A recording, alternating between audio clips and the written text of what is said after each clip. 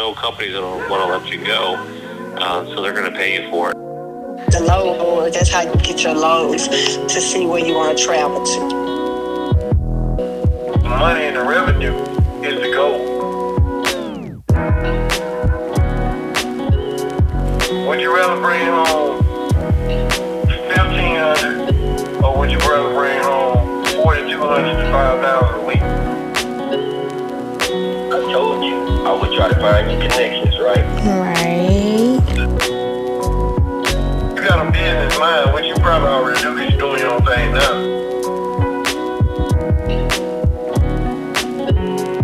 I knew I had to find her some information. I told her I would always try to help her, in no matter what. I let Kia play around with it. Kia plays around with being spoiled. Like, if you want to make more, then you have to, just be available more and drive a little further. Mm-hmm. But if you want to stay closer, you still can make good money, but not as much. I told her it was on the other side of Atlanta. I drive that motherfucker, Kia.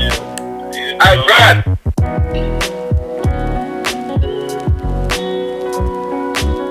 Hey guys, it's 𝐌'𝐤𝐤𝐤𝐤𝐿 and I'm back with another video, and in today's video I'm going to be sharing with you guys my experience on my journey when I first was trying to obtain my CDL permit / hop into becoming a truck driver. So in this video I'm going to share with you guys amazing tips from people who's actually in the industry, and a lot of these people shared valuable information, like literally secrets that I feel like a lot of people may or may not know. And just so you guys know, in this video I'm going to be actually showing you guys every single last thing that you need to know to get in this industry, as well as some amazing gems on how to maybe obtain your CDL for free without going through a company. This is for people who's more like me and not wanting to be tied or contracted with the company, but instead of paying out of the pocket, it is some programs and grants out there that actually can help you achieve this without you paying out of pocket, but still not being tied to a company. So again, if you guys want to know more about that, make sure you subscribe. I hope this video get the recognition that it deserves, because I'm definitely going to be sharing all the secrets, all the gems in this video. So before I actually kick this video off, I want to let you guys know that you should definitely start off by simply considering some things before actually becoming a truck driver. And this is why I say this. You should consider your personality, the way that you are, how you are, and what makes you you. Are you more of a person who enjoys being around people, or you're somebody like me, you kind of like your alone time, but you also like quality time with other people, but you kind of like, go back into your shell? Like, what kind of personality do you have? Do you have what it takes mentally, or personality wise, or do you have certain characteristics that may or may not affect you as a truck driver? You should definitely start off by considering taking a look at yourself and seeing, is this actually best for you? Another thing to consider is actually going out on the road in a truck.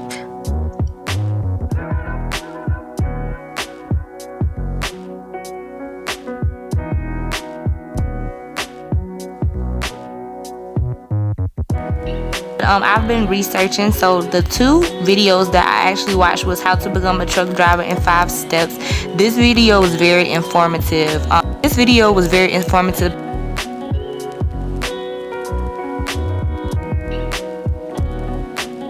And this other video called How to Be a Trucker in 2021 was also a great reference, because he definitely went head first, head in.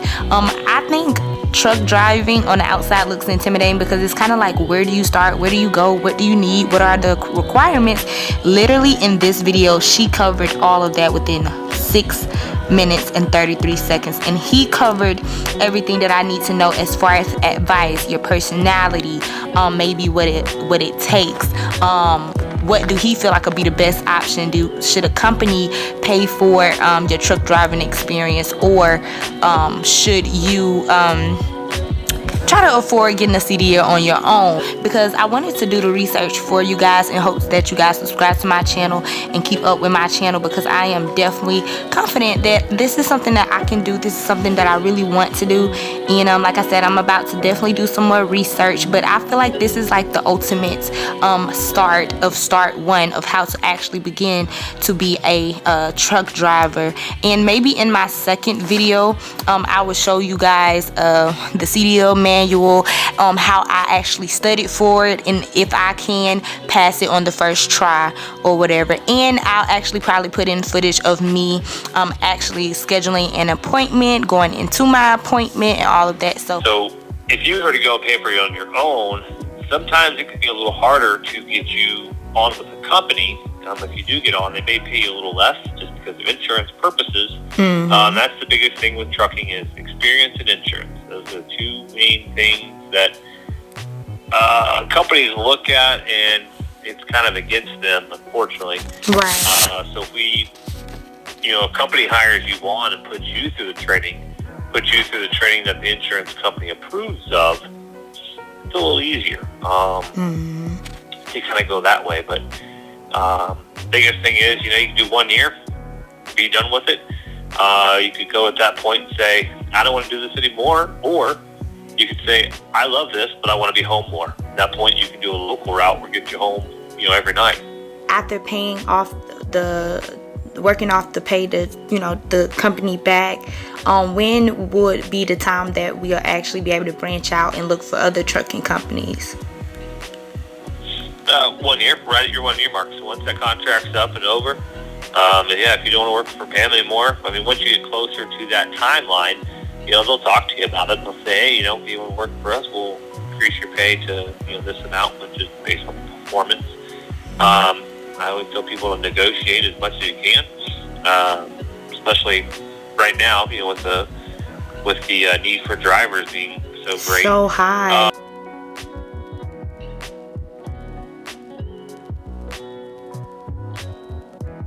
And last thing, I know I'm asking a lot of questions, but I'm just really... No, ask. I'd rather you ask everything to get to school and then call and ask questions. You know what I mean? Right. I want to be like a female driver, and I think I do want to actually really honestly drive solo. Is it any way that I can still make that amount a week and drive solo, or is it strictly a team thing? Which part? The like 50 to 55,000, or the 60 or 65 to about 70,000? I'm sorry. Okay. Well, are you more interested in driving by yourself or with a teammate? Yeah, I'm more interested in driving by myself to kind of have my own space, because I like to have my own space.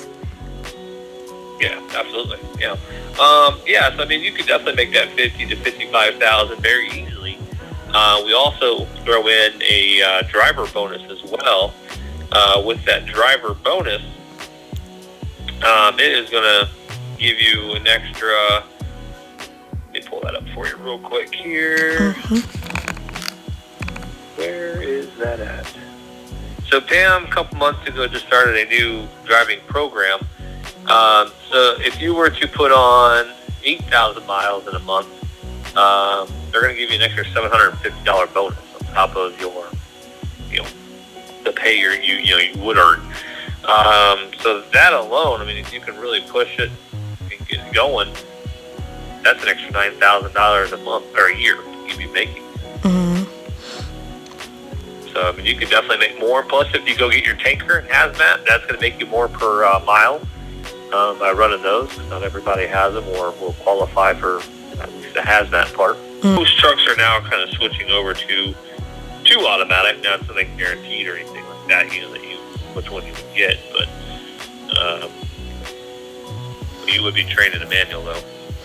Okay, cause I'm not as confident in the manual. I'm more confident in the automatic. be truthful with yourself and really dig deep within yourself to see, does this job or does this lifestyle fit you, you know what I'm saying, in your circumstances, or maybe some of the things that you have going on. You have to consider those things. And once you kind of make your decision on yay or nay, if trucking is for you, the next thing that I would say do is get out on the road, as I mentioned earlier in the video. This is why I say get out on the road, because if you noticed in some of the footage in the beginning of the video where it showed like the gas, and I think I may even throw in clips of showing you guys the showers and kind of what it looked like at the truck stops, because yes, these truck stops have showers. Guys, I'm telling you, it's a lot of things about truck stops that you don't know until you become a truck driver, or until you're the person who's actually trying to step into that field. But guys, it's a whole nother world when it comes to seeing the back of these quick trips and truck stops. Like literally, it's literally one of those things where you have to really dig deep and search and research. So instead of you guys doing the research, all I ask is that you guys watch this video or let it play from start to end, because I literally did all of the research for you guys, and I gathered as much information as I could, and I'm laying out everything that you need to know, or everything to simply get you started onto the right track on becoming a truck driver. This thing that I would say, which is major, is find someone who can give you a hands-on experience, or allow you to come on the road with them maybe for a week or 2 weeks at a time, so you can get a feel of what it's truly like of being a truck driver. Based on like the things that you guys see in this video, and my awesome friends, my business partners, like a lot of people that I'm actually plugged in and connected with, I was able to gather so much information for you guys that I feel like is valuable information. This information has definitely helped me to, one, obtain my CDL permit, as well as literally not have to pay out of pocket for school, and actually go learn the fundamentals from an actual school while not also being tied to a company. So it's a lot of things that I actually learned that, you know, you guys should definitely take into consideration when watching this video. So basically just kind of take what applies to you and leave what doesn't, you know what I mean? Because honestly, I made this video to help everyone, the people who want to go and let a company pay, and for the people who don't want to be contracted or tied to a company for a certain amount of time. You kind of just want to do things on your own and go at your own pace, and, you know, kind of build yourself up. I wanted to make this video to where everybody can kind of see both sides, from people who's actually doing just box trucks, and maybe from people who's doing semi trucks, and people who, you know, allowed a company to pay for them, and maybe YouTubers who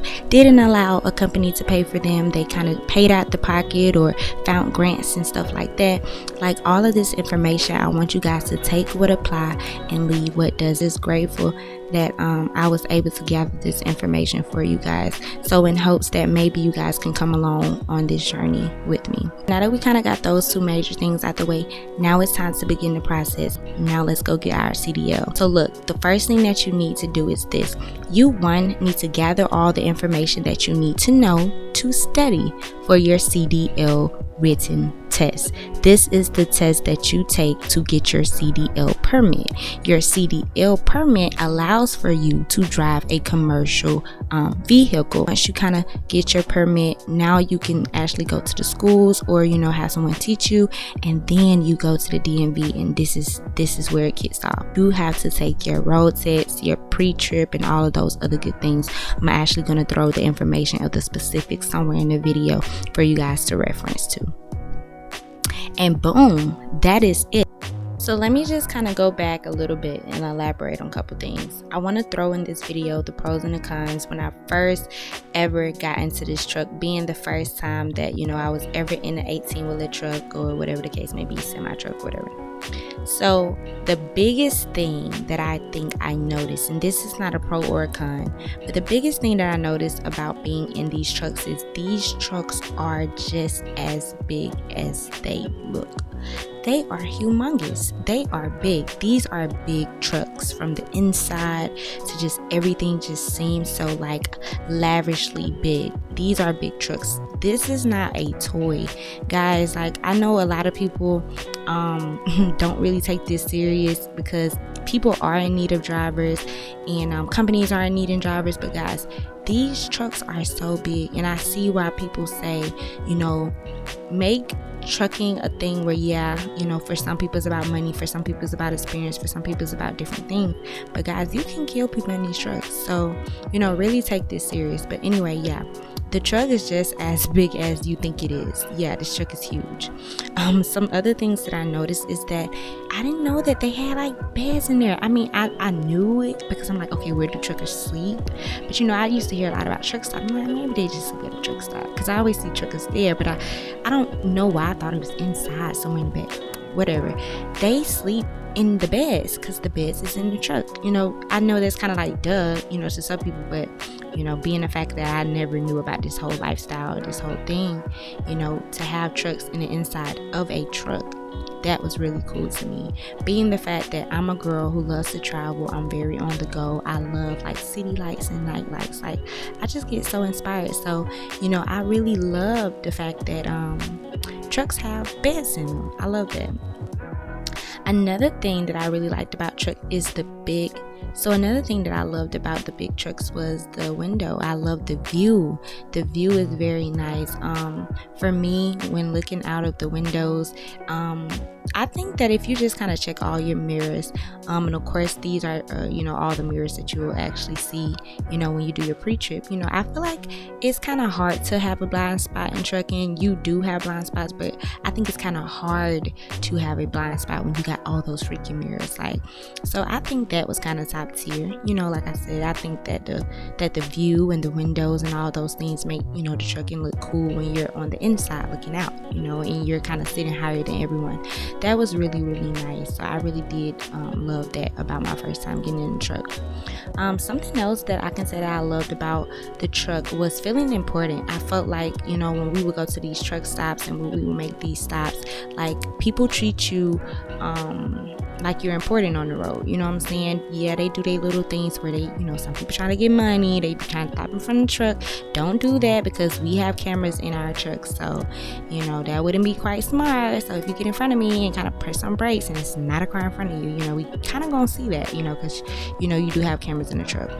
Some trucks have cameras in the truck, whatever. So I thought that was very cool. I love the fact that trucks have inverters, meaning that you can have power inside your truck.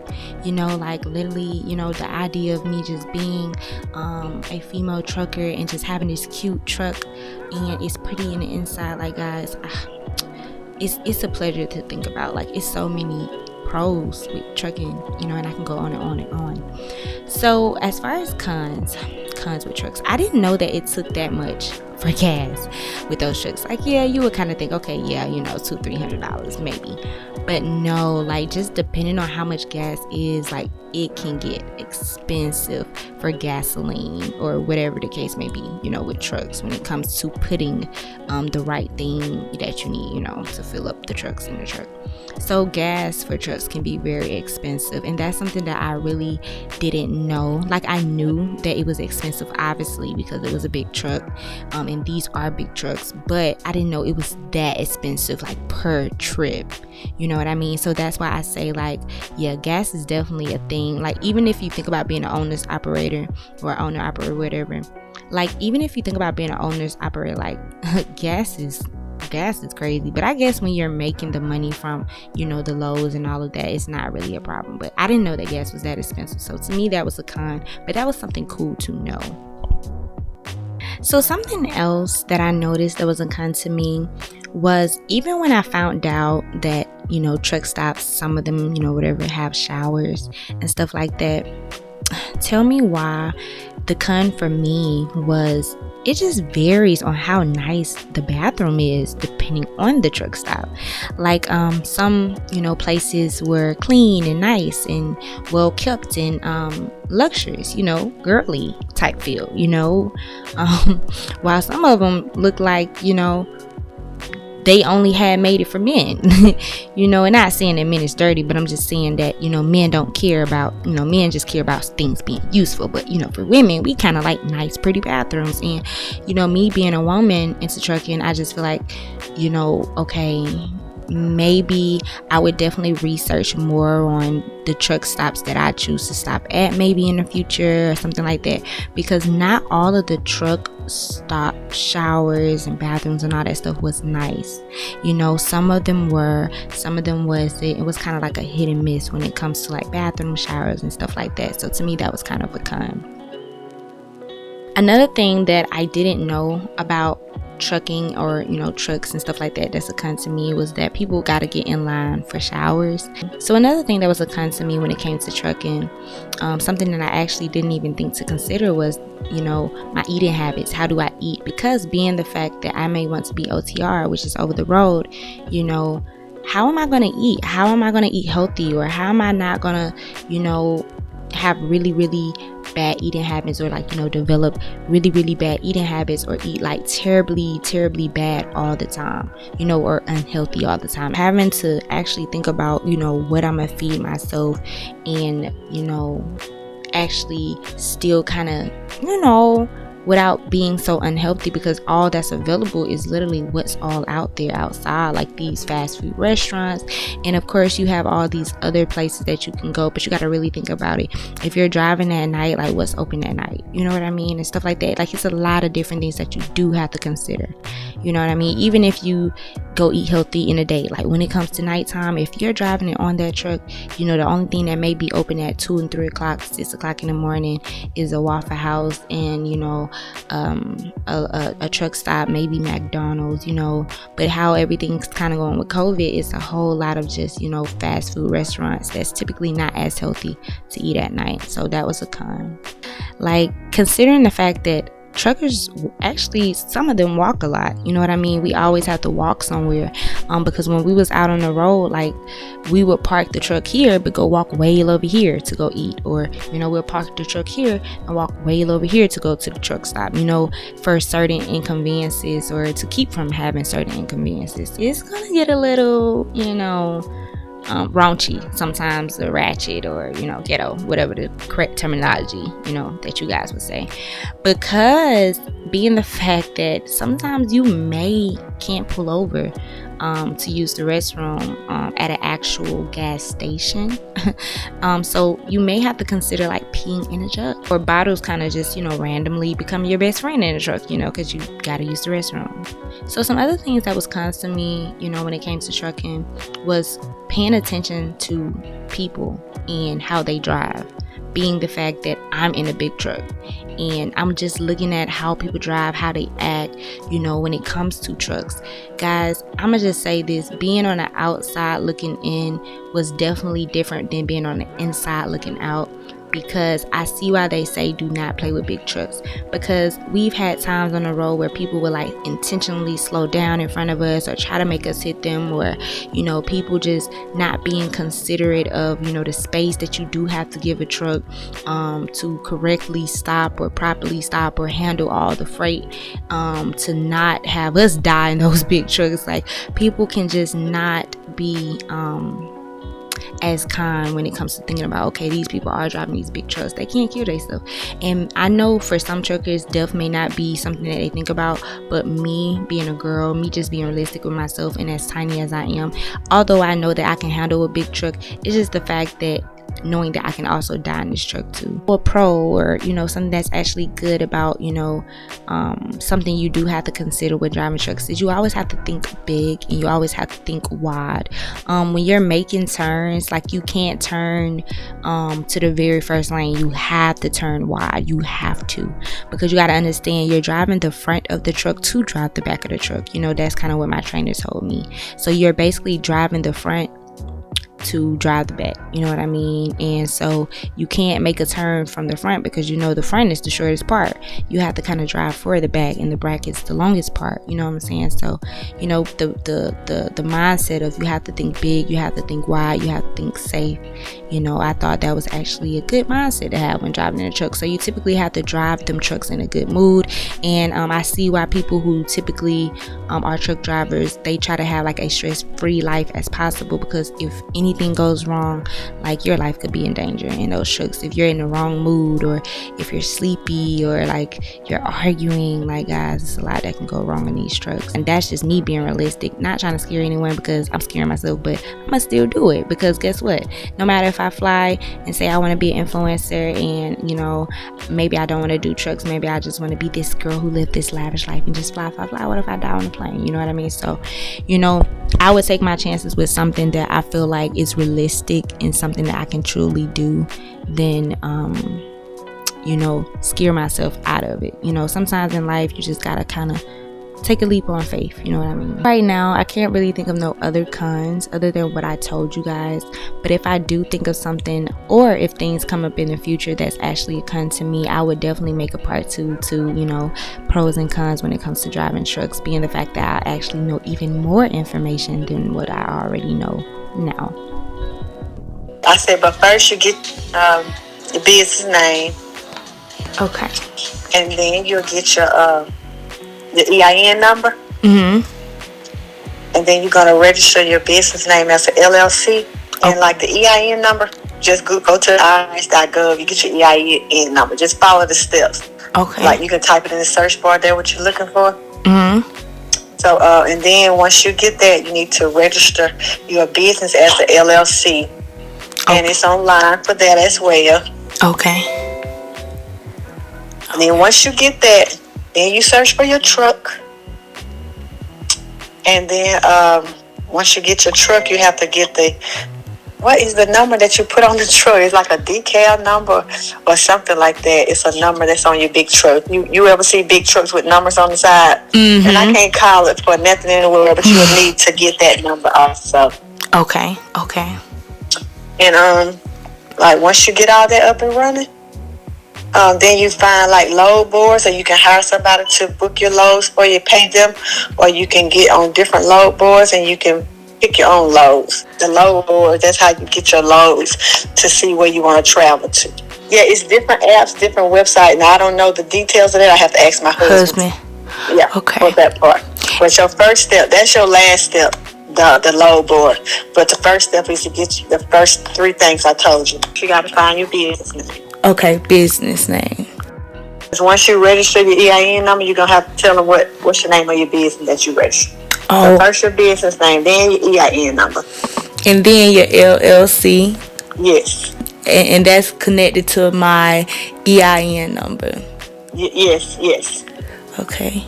And then after that would be finding a truck. Okay, and then I would be looking into getting the box truck. Yeah, Penske truck, which are box trucks. We call them box truck, but they're Penske trucks that, you know, the same thing. Yeah. Okay. And then when I look for that, I need that number that goes on the trucks. Yeah, once you get your truck, you're going to have to put that number on there. And they'll tell you, I can't even think of it right off. But yeah, it's the number that goes on the truck. Because every load you book, they're going to have to pull that number. Because that number is attached to your business. That's your truck, Social Security, basically. Okay. You got it? Dang, that's some good information. Oh my God, I appreciate you, Mom. That's on the books right there. That's on the books right there. If you got any question, you just send me a text or whatever, and I'll try to get the answers for you. Yes, ma'am. And if you need me for anything, you let me know. Okay, this is my cell phone number. Okay, and good luck. Okay. All right, thank you, Miss Jefferson. You're welcome. Okay, bye bye. All right. So, did you take your written test first? Yeah. What did you use to study? Did you use the CDL manual? Yeah, I did use the CDL and then just a few friends. The fact that maybe if you're not paying out of pocket, I know that either you're paying out of pocket or, you know, the company is gonna pay for you and you just drive with them for whatever the contract says. Do you think that if you can, is it better to get a CDL on your own or pay for it out of pocket as far as the school goes, so you won't be tied to work for a certain company? The benefit of that is like if you pay out of pocket, then it's easier. Like if you don't like the company, you can branch off quicker. Right. And go to another company where if they pay for it, then you have like a little contract. You're tied. That's paid off. So how did you do it, Ben? I'm just going through them.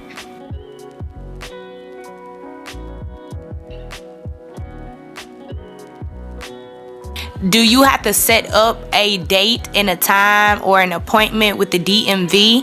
No, I just set an appointment. Okay, so you called the DMV and set an appointment when you felt like you was ready for the written test. Yeah. Those are if you're good within a way, then you can make a bigger amount. Yeah. But if you, this depends on your schedule, like how how flexible you are. If you're willing to go long distances, you make more money. Is that what you're trying to say? Yeah, because like if you want to make more, then you have to like just be available more and drive a little further. But if you want to stay closer, you still can make good money, but not as much. So where would you say the starting range is going to be? At least 1,500 a week. Yes. That's pretty good for just starting. Thank you, Ben. I appreciate you. No problem. Anytime. I'm interested in being on the road. I do professional photography. I do professional videography. I shoot for artists. I shoot for celebrities. I shoot for rappers. So with my lifestyle, I feel like it's kind of I wouldn't say fast paced. I guess with me not having kids, I don't really, I really would much rather have something to do with my extra time if I'm not shooting. So I had weighed out my options as far as truck driving, and it was two options that I came across, and that was, you know, getting my CDL, or basically she was like, well, Kia, you should also consider not having a CDL for right now, because you can actually drive box trucks. And she was basically telling me the route that I could take with that. Even if I decided to drive trucks, I would still have to wait probably a month to go to trucking school. So what would you recommend? Like, which route should I go? Should I just buy me a box truck, which I could definitely do that, save some of my money, and actually buy a truck cash? Or because it does not, you know, obviously require a CDL, and at least get my feet wet before going to CDL school or trucking school? Or would you just suggest waiting and going to trucking school?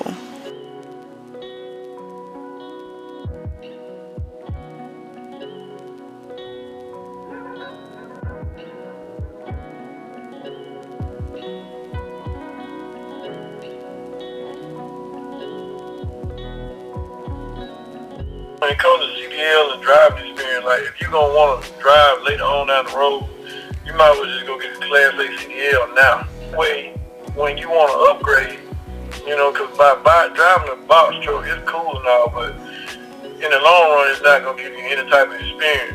The money that you got to spend in order to make money driving a box truck, because you're not carrying that much weight. So, you know, it's not like you're dealing with a whole lot of high dollar freight. Right.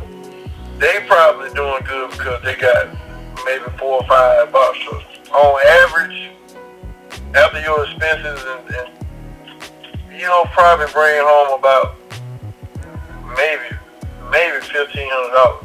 You know what I'm saying? You still got to pay taxes on that money on the gross that you make. So, I mean, for me, this is just me. I would go ahead and get my Class A CDL. That way you can kill everything. Getting your Class A CDL is a big step, but the money and the revenue is the goal. The money and the revenue is the goal. Right.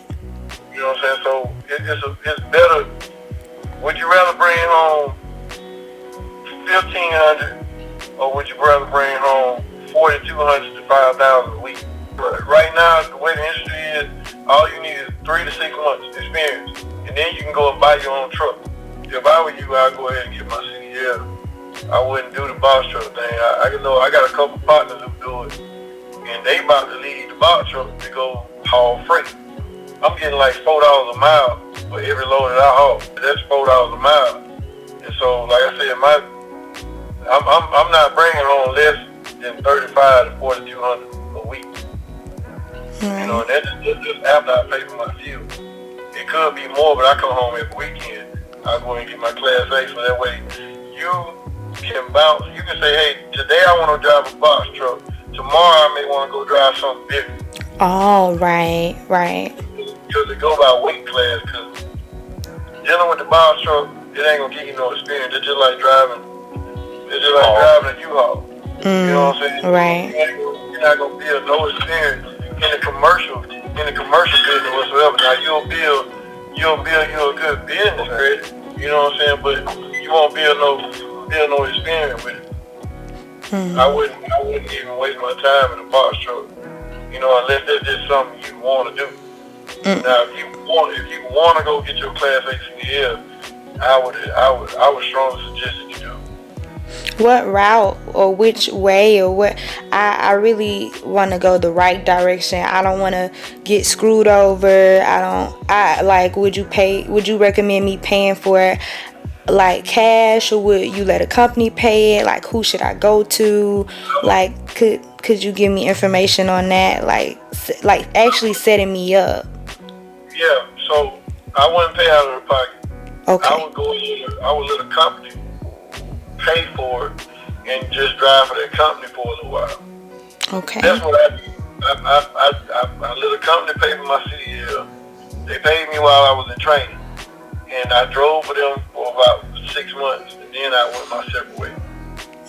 So, coming out of the pocket, companies are willing to pay for your CDL. That way you don't have to come out of the pocket for nothing.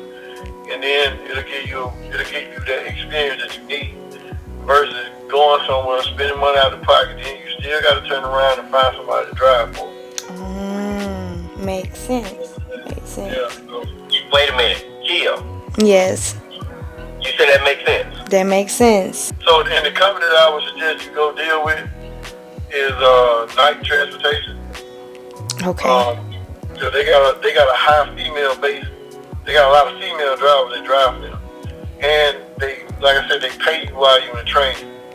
And it's not gonna be a whole bunch of, like, versus going to one of these little rinky-dink schools around here where you got a whole bunch of people in one class trying to train and they're gonna deal with you. You'll have a more individual basis to learn how to get used to the equipment. At what age do Nike start accepting you?